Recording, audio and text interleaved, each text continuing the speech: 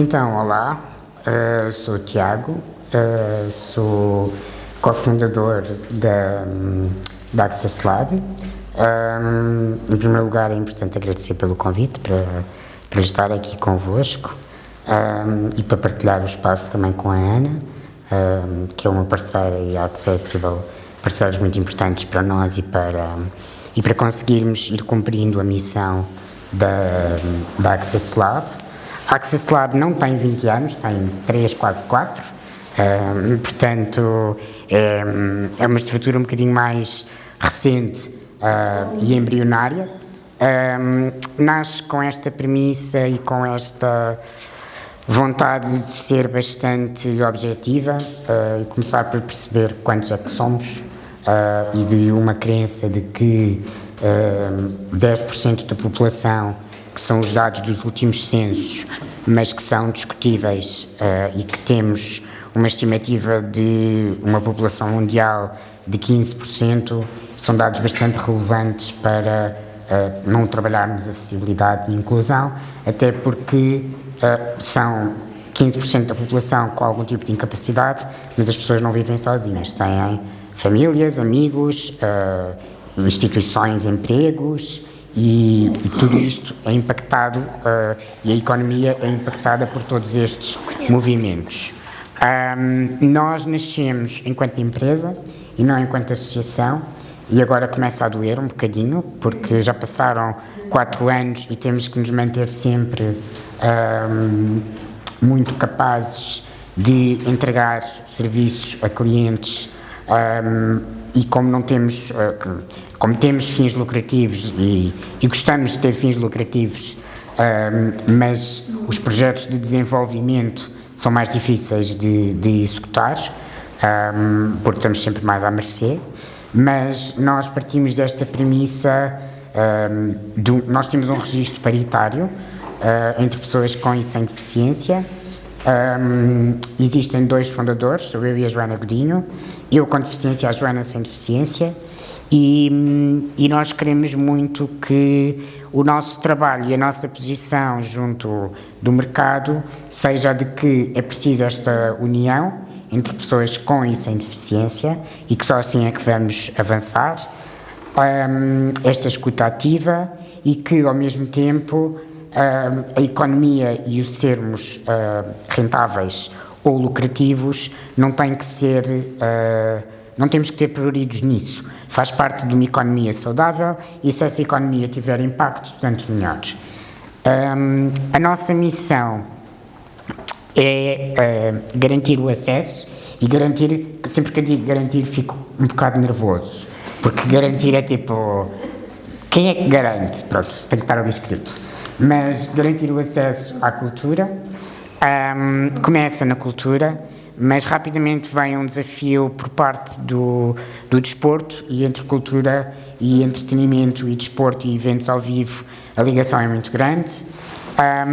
Isto cruza com um momento na nossa existência enquanto sociedade e comunidade em que a lei das cotas estava a ser aplicada, e que nós também estávamos a chegar ao mercado com uma posição muito de empregar pessoas com deficiência, o que nos leva a trabalhar também o lado do emprego, e mais recentemente, e por todas as consequências ou resultados do que cumprir esta missão nos tem trazido, percebemos que a educação, no caso de jovens com deficiência, é um problema.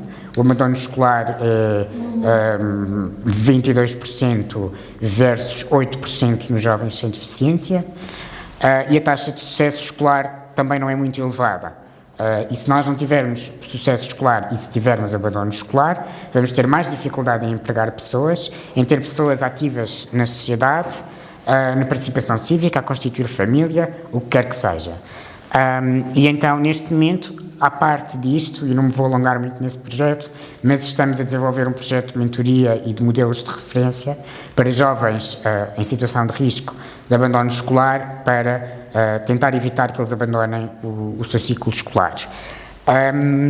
Nós dividimos o nosso trabalho aqui na nossa atividade comercial em 5 grandes áreas e que eu acho que acabam por ajudar a explicar o que é que nós fazemos e porque é que fazemos. Por um lado a consultoria, por outro a comunicação, depois o advocacy e o trabalho por políticas públicas, ainda que sejamos uma empresa, mas acreditamos que isso deve ser feito desde que seja transparente com a sociedade e com a comunidade. Depois a academia e a formação e os produtos acessíveis. Há muita coisa aqui que se cruza com o trabalho da Accessible Portugal e há muita coisa em que nós unimos esforços. Portanto, não estranhem, só usamos às vezes nomenclaturas diferentes, mas somos super amigos. Aqui na consultoria de acessibilidade, a proposta que fazemos aos eventos e onde começamos nos eventos acaba por ser ambiciosa, mas é aquela em que nós acreditamos mais, que é de entregar uma jornada de consumidor que seja acessível e que comece com diagnósticos, com visitas técnicas, que crie planos de ação e que acompanhe esses planos de ação. E no caso dos eventos, ao contrário de empresas ou de espaços, como são efêmeros e acontecem, nós conseguimos ter um princípio, meio e fim de acompanhar o que é que vai acontecer ali, medir o impacto, auscultar a comunidade, entregar ao cliente e depois tentar que se repita ou que o cliente ganhe autonomia para fazer esse trabalho. Aqui nesta imagem que está o Ronaldo com a Sofia Monteiro, foi um projeto que nós fizemos grande com a UEFA e com a Federação Portuguesa de Futebol, em que fizemos um crescendo num conjunto de jogos fora da região de Lisboa e do Porto, em que fomos acrescentando camadas de acolhimento de público. Fizemos um jogo de auscultação da comunidade, depois começámos um jogo, por exemplo, para pessoas, além de pessoas com deficiência física, pessoas surdas, depois adicionámos pessoas cegas e depois ainda adicionámos pessoas com deficiência intelectual. E depois fizemos uma medição de impacto, foi tudo entregue à UEFA e a Federação Portuguesa de Futebol ficou com um roadmap para depois poder dar continuidade a este trabalho, mesmo que a Access Lab não esteja envolvida. E isso é uma coisa que nós fazemos também muito com festivais de música ou com eventos. Depois, também fazemos projetos de comunicação escolhidos muito a dedo, desde que respeitem a comunidade, ou seja, eles podem não ter uma experiência ultra acessível e nós não somos muito... nós não somos radicalistas, não quero usar esta expressão, mas não somos de... quando nós trabalhamos a Dua Lipa e a comunidade cega no Nós Alive, nós estávamos conscientes que naquela noite e naquele festival havia outras deficiências que não estavam a ser incluídas, mas toda a experiência foi criada para uma marca, que era a nós, para o 5G e para sensibilizar o público em geral para a condição de uma pessoa surda. E como era um projeto de comunicação, as pessoas foram obviamente remuneradas, estiveram disponíveis, neste caso a Mariana e o Sebastião não estiveram exatamente a aproveitar o concerto da Dua Lipa como outras pessoas surdas que foram convidadas, eles estiveram a trabalhar connosco e a produzir um vídeo para promover a sua comunidade e o trabalho de impacto social da nós.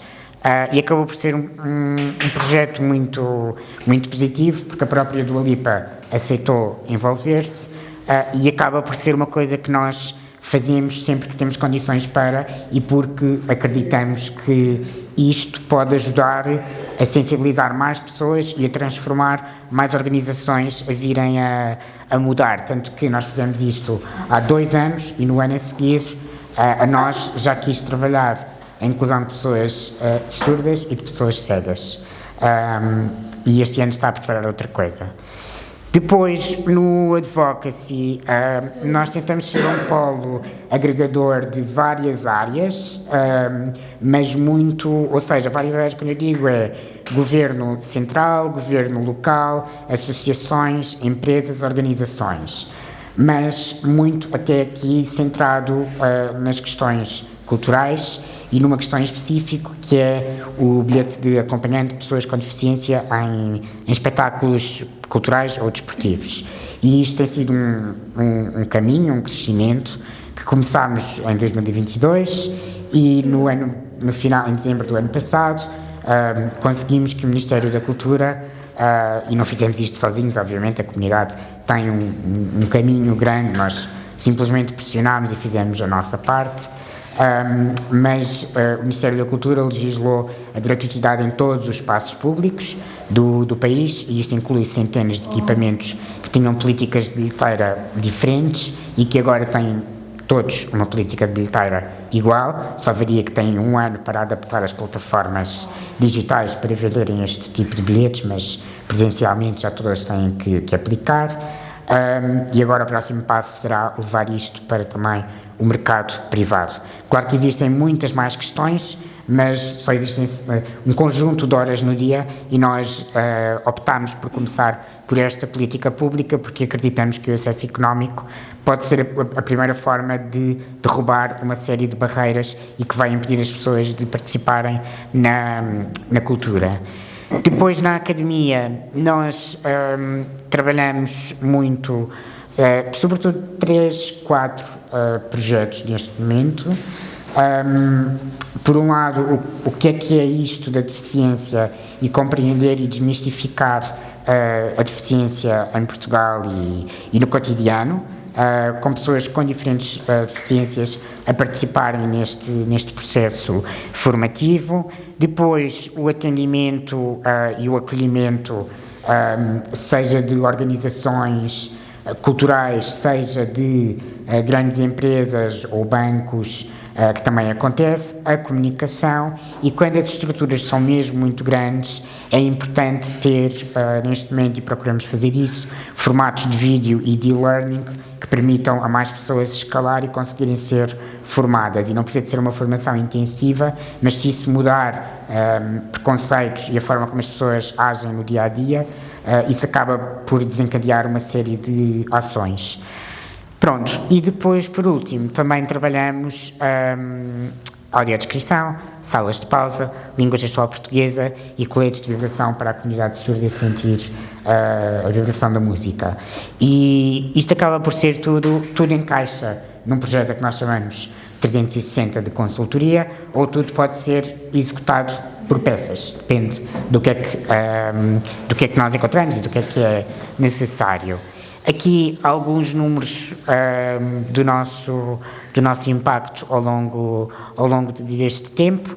No ano passado ficámos muito felizes quando ganhámos o Prémio Nacional de Turismo na categoria de Turismo Inclusivo, e foi a Ana que me desafiou para nós nos candidatarmos. Eu disse, mas tens a certeza que achas que isto podia ser uma candidatura? E a Ana disse que sim, e nós acabámos por ganhar e ficámos super felizes. E tem sido bom também olhar para o turismo de outra forma e também pensar como é que se pode chegar a outro tipo de massa e de comunicação, da mesma forma que nós fazemos nos eventos. E depois aqui alguns dos nossos projetos e clientes que acabam por ser muito variados nestas áreas todas de trabalho.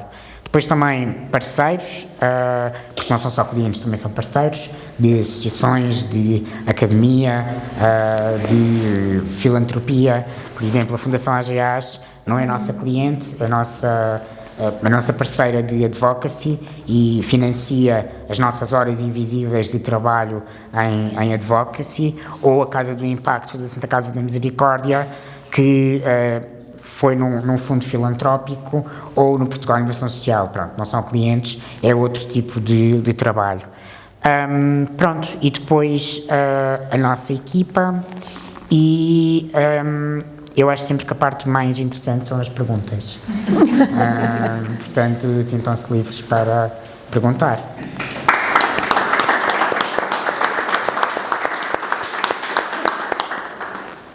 Então, também acho que concordo, Tiago, obrigado, que a parte mais interessante são agora as perguntas.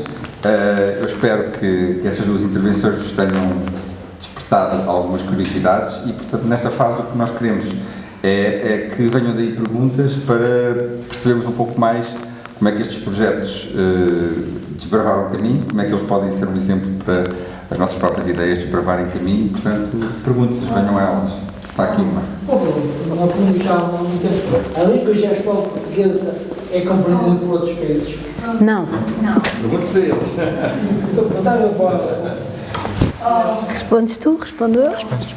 Não, a língua gestual portuguesa é uma língua portuguesa que tem uma origem na nossa Casa Pia. Portanto, a maior comunidade de surdos, gestualistas, portanto, cuja língua materna eram os gestos, eram casa-pianos. Portanto, ela é inspirada nas rotinas da Casa Pia. Os dias da semana tinham a ver com aquilo que se comia, o bacalhau num dia, que iam à missa no domingo e o gesto de domingo tem a ver com a missa. Por exemplo, nós temos duas línguas orais iguais, o português e o português do Brasil, são duas línguas, e línguas gestuais completamente diferentes. É a Libras e a LGP. E uma pergunta, e como é que se consegue entender uma pessoa que tem língua gestual, portanto, entre a língua portuguesa e a língua inglesa ou francesa? Um espanhol e um português gestualistas. Eles entendem-se através dos sinais internacionais, que é um código de gestos que tem facilitado e que nós gostamos muito e queremos muito que o surdo português aprenda sinais ou gestos internacionais, é a mesma coisa, os International Signs, que é um código de sinais, não tem uma cultura por trás, não tem uma sintaxe, não tem um número de falantes, não é uma língua, é um código, mas ajuda a que as pessoas se consigam entender. Quanto mais língua gestual houver, mais utilização. A língua cresce, é como a nossa, ela não morre. Portanto, quanto mais conhecimento houver sobre a língua gestual portuguesa, novas palavras vão sendo introduzidas. Eu conto aqui uma coisa rápida. Nós temos uma das nossas colegas da equipa Maravilha, como nós dizemos, ela é ouvinte, casada com um surdo profundo e tem duas filhas, a Mafalda e a Eva, que são ouvintes. A Marisa estava a dar formação connosco e o André, que é surdo, tinha ficado com as filhas, embora ele trabalhe, seja autónomo, já foi promovido, pronto. E o casamento ajudou muito, porque, por exemplo, a mãe dele, do André, perguntou uma vez à Marisa: o que é que tu viste nele? A mãe. E a Marisa só disse: é lindo, tipo, estou apaixonada. Pronto, portanto, veem que as próprias famílias carregam estigmas e carregam dores grandes que também têm que ser desconstruídas. Mas só para dar então o exemplo onde eu queria chegar, o André ficou com a Mafalda e mandou um vídeo à Marisa e mostra a Marisa e mostra a Mafalda de sandálias com meias. E a Marisa pergunta, escreve, sandálias com meias, e ele pergunta, sandálias, o que é isso? Ele sabe o que é uma sandália, mas não sabe que aquele sapato de verão, em português, se chama sandália. Estão a ver? E depois outras coisas, e ela disse, é um sapato de verão. Se ele não soubesse, a miúda não tinha um sapato calçado, a sandália. Outra coisa, a Marisa disse, descobri aqui um sítio muito giro para nós irmos de férias, tem escorregas para as miúdas. E ele, escorregas? Tu queres que as miúdas caiam? Tu queres que elas se magoem? Não estou a perceber. Porque escorrega, para ele, é acidente, é cair, é magoar-se. Outra expressão, aqui na empresa estão a dizer que eu tenho que gozar férias, mas eu gozei com alguém? Alguém gozou comigo? Marisa, ajuda-me. E ela disse, não, gozar férias é uma coisa boa, tu tens dias de férias. Vocês são todos malucos, gozar e férias, o que é que tem a ver uma coisa com a outra? Portanto, é uma língua que tem um vocabulário próprio, tem falantes próprios, tem uma sintaxe gramatical própria. Em língua gestual eu não digo eu vou sair pela porta, eu digo eu porta sair vou. O que é que isto faz? Com que um surdo, quando está a escrever, um surdo gestualista, cuja sua língua materna é a língua gestual portuguesa, começa a escrever português, tem que ser bilingue, não é? Tem que ser bilingue. Quando começa a escrever, ele tem dificuldade em escrever eu vou sair pela porta, porque na cabeça dele é como nós estarmos a escrever noutra língua. Pronto, já me estiquei. Muito obrigado. Não. Mais questões? A Ana é uma excelente professora.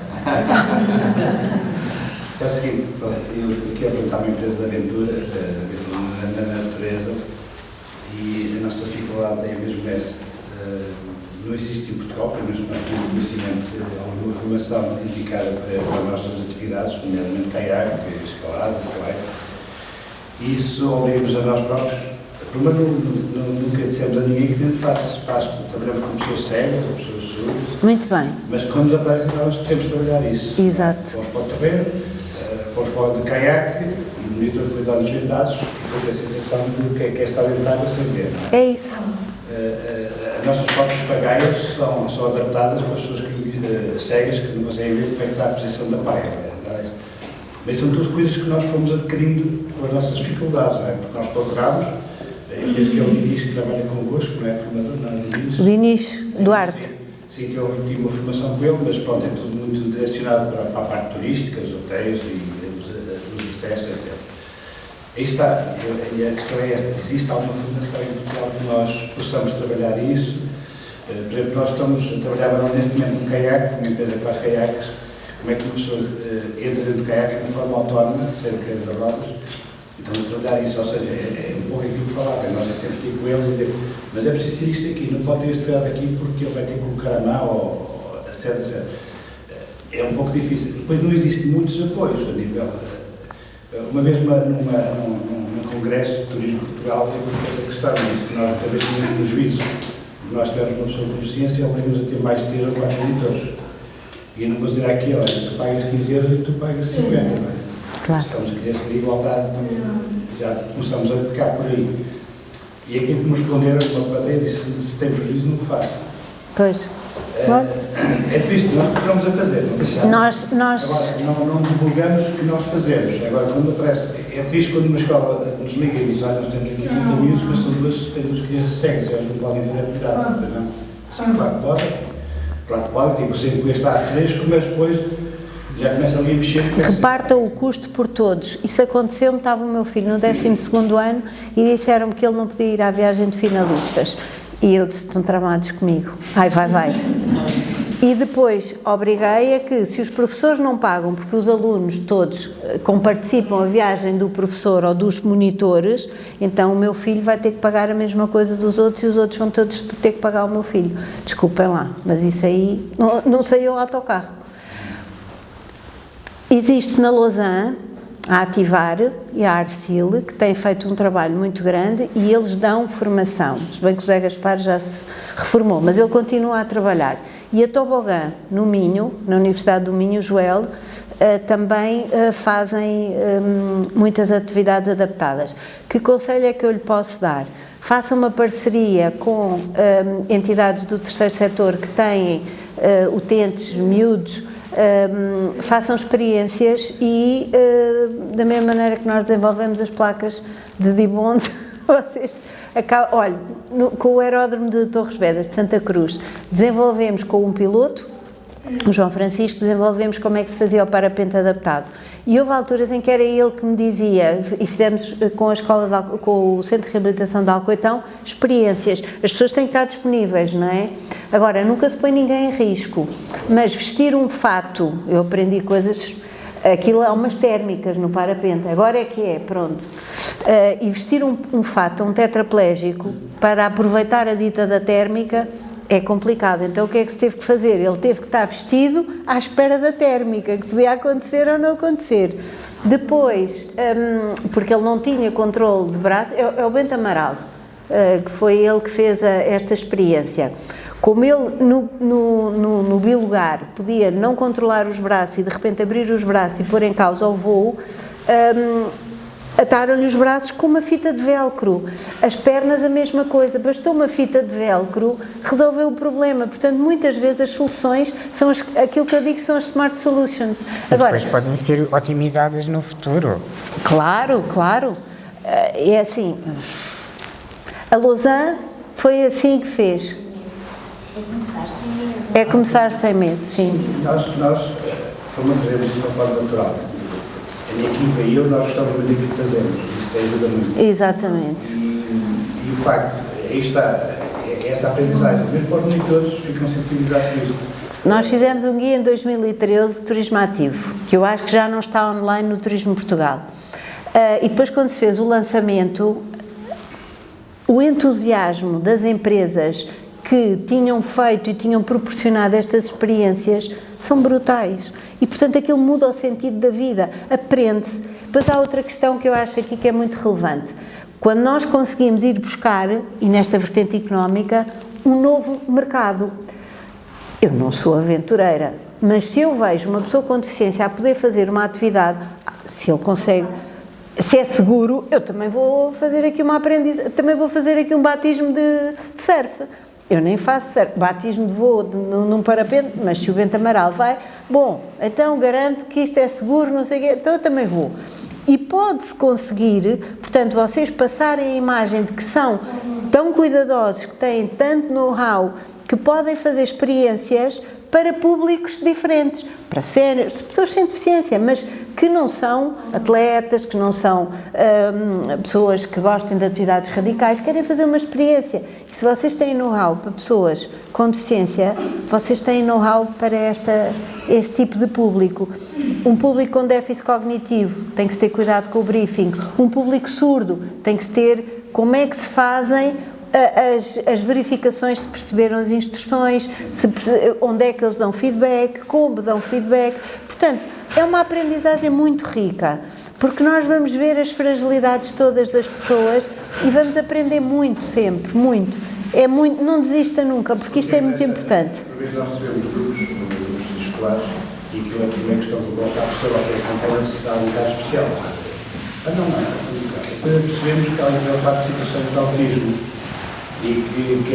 E é completamente diferente o autismo de um déficit cognitivo. Ou hiperativo, essas situações todas que também mexem com o nosso trabalho, não é? Claro, claro. Temos um trabalho de observação e muitas vezes estamos sempre preparados, tentamos estar sempre preparados, mas previamente, quando se comunicam e querem observar o espaço para fazer uma atividade com um grupo escolar, se nos mencionarem que existem 4 ou 5 situações de hiperatividade. Exato. E o grau, porque não percebi muito bem, nós não percebemos muito bem como é que. Todos os casos são diferentes. Todos os casos são muitos. E olha que o autismo está a aumentar muito. Exatamente, nós apercebemos muito isso. E temos também essa dificuldade. E também não existe muita ajuda da parte de quem, do docente que vem acompanhar aquele grupo. Nós a própria temos que perceber se ele deixa tocar, se ele gosta de não se pode aos gritos. Mas há umas entidades mais fáceis que outras. Nós fizemos um trabalho para a EML. Estão a ver a EML? Ninguém gosta da EML. E nós levámos pessoas com autismo a fazer parte da amostra que tínhamos que testar. As coisas que eu aprendi, isto foi há 2 anos. Uma pessoa com autismo, para andar no centro de Lisboa, não pode ouvir aqueles barulhos dos autocarros, os fumos, os cheiros. Uma das raparigas, a Madalena, ela ouve a eletricidade a passar no fio do candeeiro da mesa de cabeceira. É uma hipersensibilidade sensorial. Por exemplo, uma das pessoas, o rapaz, o João, que fez também este trabalho connosco, ele dizia, eu tenho que ir só olhar para o GPS. Portanto, eu nem quero saber do que é que se está a passar. O GPS diz que é para ali, ou é da minha casa para a casa da minha avó e eu vou bem, ou então ir e ponho fones para isolar do ruído, abafadores, ou então... Mas depois outra coisa que nós descobrimos, naquelas zonas do bairro Alto, há zonas que cheiram a urina, a vomitada, não sei o quê, nos dias a seguir àquelas festas. O João não consegue passar por esses sítios. E nós assim, um escape de um autocarro eu percebo. Não consegue passar ao pé de um caixote do lixo, ou ao pé desse tipo de cheiros, aquilo hiperboliza e ele não é capaz de passar. Portanto, olha, é tirar-se para a frente e ir atrás. Garanto-lhe que é uma boa aposta. Sim, nós desde 2010